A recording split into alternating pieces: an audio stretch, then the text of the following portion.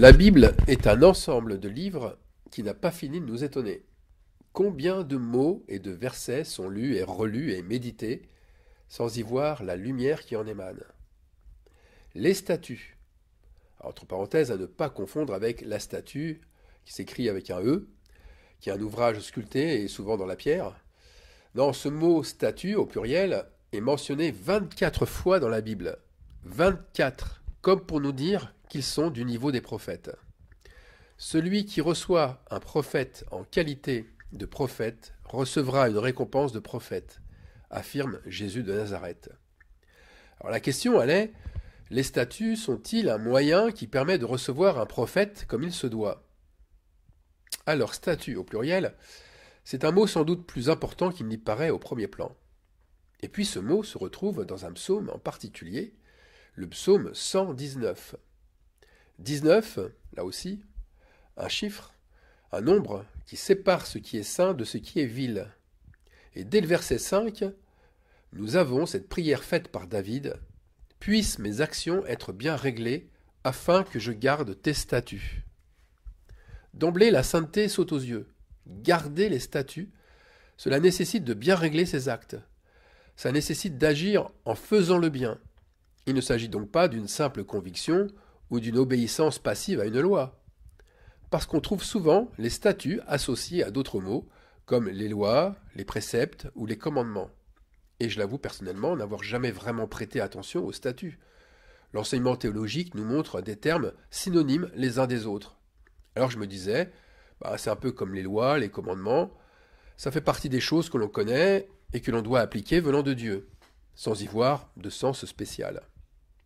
Abraham, d'ailleurs, observe et obéit au statut de Dieu comme à ses lois, à ses ordres et à ses commandements.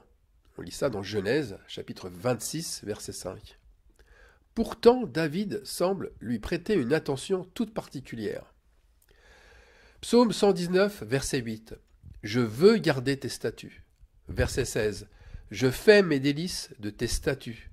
Ils sont le sujet de mes cantiques. Verset 54. Ton serviteur médite tes statuts, que je n'oublie point tes statuts. Verset 83. Que je garde tes statuts. Verset 145, etc., etc. Alors je le répète, ces statuts ne sont pas des lois, même si les théologiens disent dans les commentaires bibliques, que je cite, ce sont les règles qui s'appliquent à son peuple, tant sur le plan individuel que collectif. En fait, c'est tout autre chose. Au verset 64, David nous donne un indice fort. La terre, ô Éternel, est pleine de ta bonté. Enseigne-moi tes statuts. Ici, on a une mise en relation entre la bonté et les statuts. La bonté de Dieu fait partie de ces statuts. Elle se voit manifestée dans la nature. C'est plus qu'une loi ou une règle, c'est un caractère. Un caractère, bien sûr, qui naît avec le respect, et plus encore avec l'amour de la loi. Et la loi dit par exemple, on va prendre un autre texte, dans Exode chapitre 22, verset 21, « Tu ne maltraiteras pas l'étranger, et tu ne l'opprimeras pas, car vous avez été étrangers dans le pays d'Égypte. » Eh bien, les statuts montrent la bonté qui vient d'un cœur qui ne cherche à maltraiter personne. Un bon cœur n'envisage d'opprimer aucune personne, qu'elle soit étrangère ou non. Donc les statuts sont un trait de caractère, et cela fait partie ou non de notre propre identité. Et David, toujours au psaume 119, verset 68, parle de bienfaisance en relation avec les statuts. Et au verset 71, il parle d'humiliation. Il m'est bon d'être humilié, dit-il, au verset 80. Au verset 80, il dira « Il est question de la sincérité du cœur ».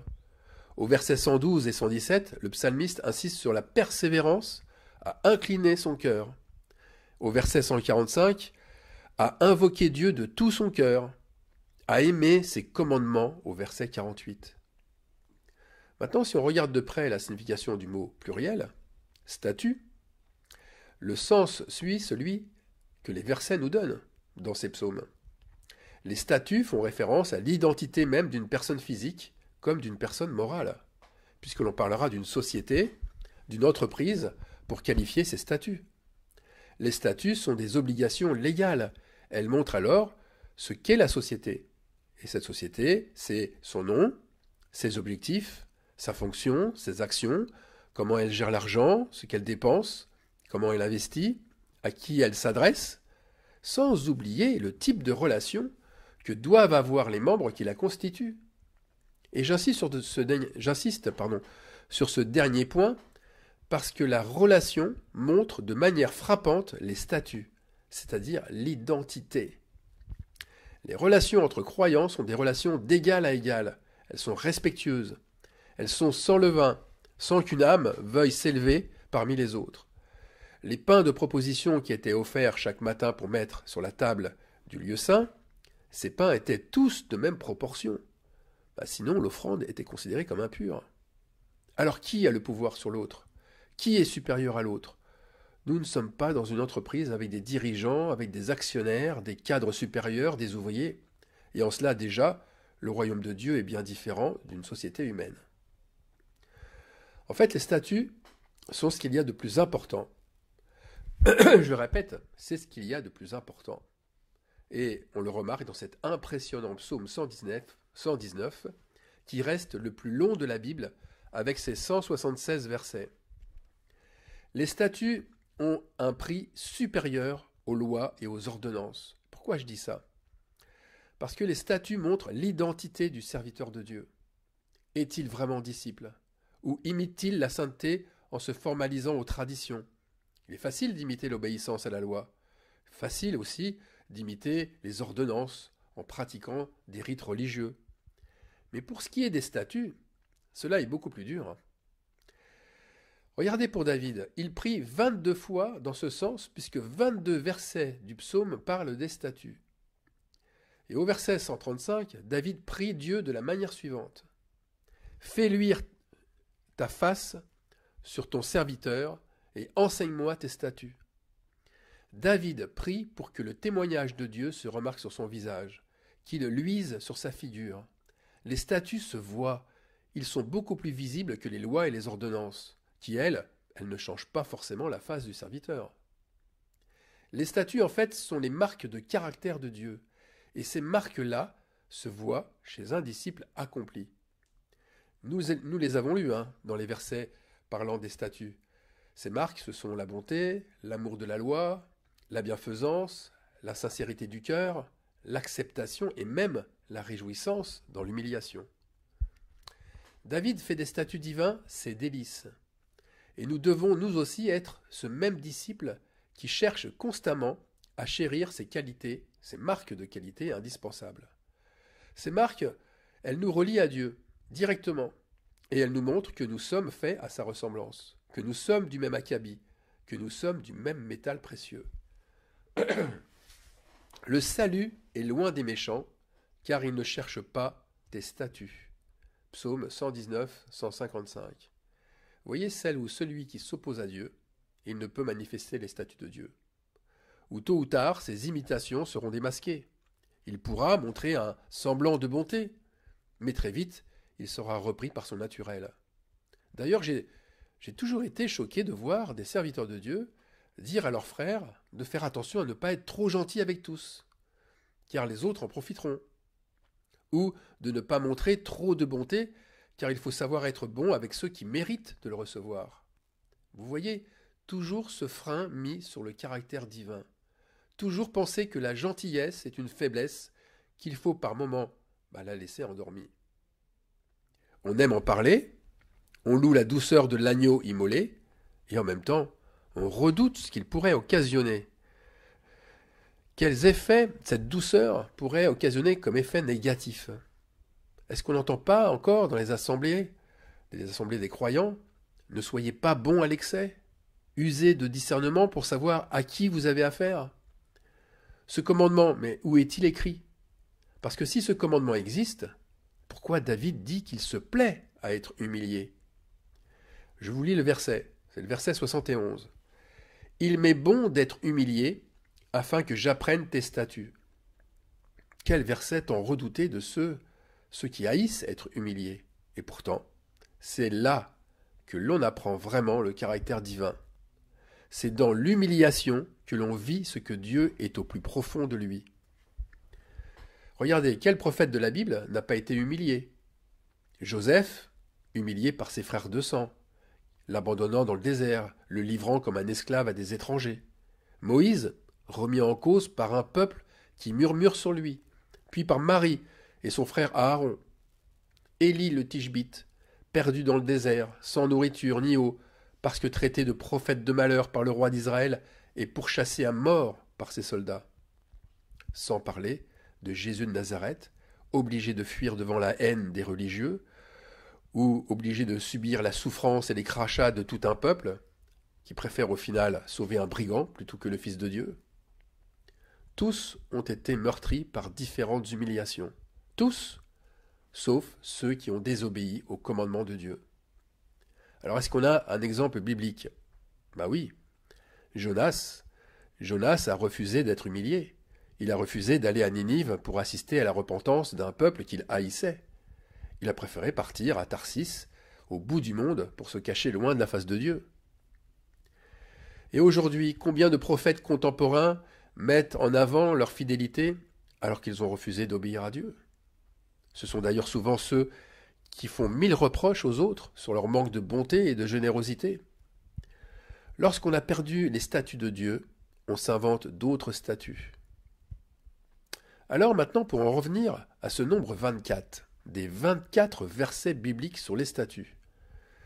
Oui, garder ces statuts, c'est une consécration de prophète qui permet d'accueillir un prophète comme il se doit. Garder ces statuts montre que l'on garde les commandements divins. C'est la démonstration en acte que les commandements de Dieu sont incarnés dans une personne précise. C'est la consécration faite, et qui est parfaite d'ailleurs, dont Jésus parle dans Jean 14, verset 21. Celui qui a mes commandements et qui les garde, c'est celui qui m'aime. Et celui qui m'aime sera aimé de mon Père. Je l'aimerai et je me ferai connaître à lui. Les statuts, c'est l'amour agapé. C'est cet amour sacrificiel, parfois humilié, que seul Dieu peut faire naître chez le croyant authentique.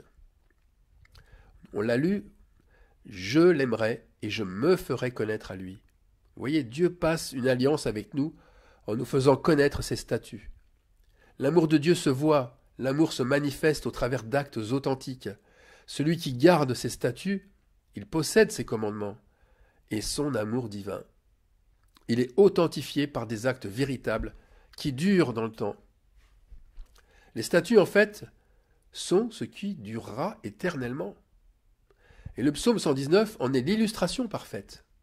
C'est d'ailleurs un psaume très spécial. C'est un psaume appelé alphabétique, parce qu'il reprend les 22 lettres de l'alphabet hébreu. Ce psaume est divisé en 22 paragraphes, 22 parties, et chacun intitulé par une lettre de l'alphabet hébreu. Toutes ces sections, en plus, elles ont chacune 8 versets. 8 comme pour symboliser la concrétisation de la grâce divine. Enfin, toutes les lettres de l'alphabet, Aleph, Bet, Rimel, Dalet, etc., qui se succèdent, elles montrent un recueil exhaustif de connaissances avec un commencement et une fin. C'est un Aleph et un Taf en hébreu, ou un alpha et un oméga en grec. Jésus-Christ n'est-il pas l'alpha et l'oméga? Donc ce psaume, décidément, il illustre la grâce et la permanence éternelle des lois de Dieu, une permanence dans ses statuts, dans sa loi d'amour parfaite, associée à sa grâce. D'ailleurs, le psaume commence par le verset 1 qui dit « Heureux ceux qui sont intègres dans leur voie, qui marchent selon la loi de l'Éternel ». Et le dernier verset, le 176, est encore une louange au salut et à la grâce. « Je suis errant comme une brebis perdue, cherche ton serviteur, car je n'oublie point tes commandements. » Alors du début à la fin, il y a cette permanence inscrite dans le cœur, comme un fil rouge, la loi parfaite de Dieu. 22 fois, statut au pluriel, est employé aussi pour nous faire comprendre que les anges sont là pour nous fortifier et pour nous aider à nous accomplir spirituellement. Ils nous aident en vivant avec persévérance, pour nous aussi, c'est à nous de vivre avec persévérance, la loi de l'amour. Alors je terminerai par dire que celles et ceux qui marchent intégralement avec cette loi, ils gardent ces statuts, et ils ont ce sceau sur eux qui en font des élus. Amen.